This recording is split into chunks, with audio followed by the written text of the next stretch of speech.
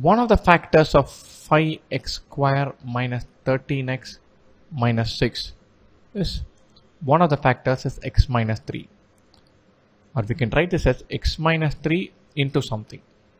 If we can find that something, we are through. Right?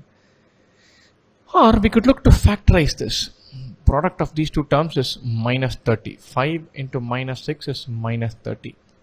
We break minus 13 into two parts such that the product is minus 30. One should be positive, one should be negative.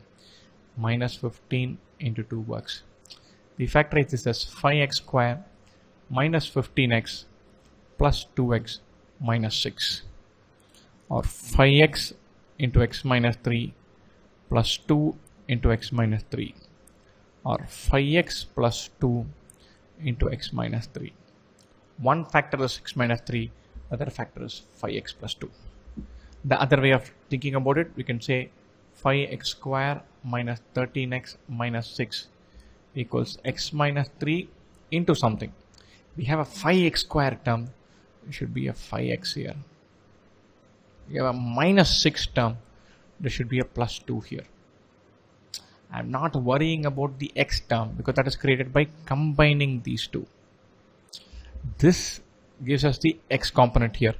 This gives us the constant here. And then we have to verify. The x term will be 2x minus 15x, which is minus 13x.